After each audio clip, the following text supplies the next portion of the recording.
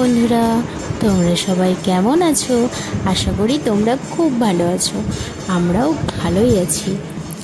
বাড়িতে ছিল পুজো। বাড়ি বলতে এইটা আমার বাবার বাড়ি। ঠাকুর চলে এসেছে, যার কারণে সবাই মিলে ঠাকুরকে বরণ করে উপরে নিয়ে আসা হলো। এইদিকে আমার পিসিমণি ঠাকুরের ভোগ তৈরি করছে। লুচি সুজি হয়ে গেছে, পায়েসটা তৈরি করছে, আর নিচে রান্নার ঠাকুর খিচুড়ি ঘন্ট এইসব করবে। আমাদের বাড়ির নিয়মগুলো একটু আলাদা। জানি না সবার মধ্যে এই রকম নিয়মগুলো হয় কি না। নিয়মগুলো বলতে, কলসি করে জল ভরে নিয়ে আসতে হবে, পায়ে হেঁটে যেতে হবে, পায়ে হেঁটেই আসতে হবে। আমরা টোটো করে গেছি, কারণ অনেকটা দূর। এই নদীটার নাম আত্রাই নদী। তো আমার দাদা আসছে, আর আমার দাদাকে দেখে আমার ছেলে তো কান্নাকাটি করছে। কারণটা কি বলো তো?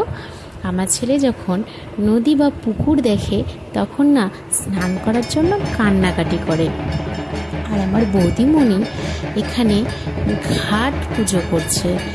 শুধু ঘাট না, গঙ্গা, সূর্য এগুলোকে পুজো করছে।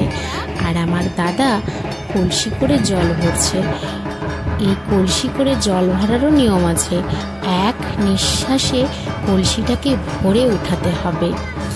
যখন দাদা কলসিটা উঠালো তখন বলছে হাসতে হাসতে, কলসিটা কিন্তু ভালোই ভারী। কেন ভারী হবে না? কলসি তো এমনিই ভারী হয়, আরও জল যদি ভরানো যায় তাহলে তো আরোই ভারী হবে। ওই যে বললাম পায়ে হেঁটে আসতে হবে, পায়ে হেঁটে যেতে হবে। দেখো দাদা কত কষ্ট করে পায়ে হেঁটেই যাচ্ছে, আর আমরা দেখো এখানে আরাম করে টোটোতে যাচ্ছি। বন্ধুরা, ভিডিওটা যদি ভালো লাগে তাহলে লাইক, কমেন্ট আর শেয়ার করে দিও। আর কার কার মধ্যে এইরকম নিয়ম আছে কমেন্টে একটু জানাবে। বাই বাই বন্ধুরা, লাভ ইউ।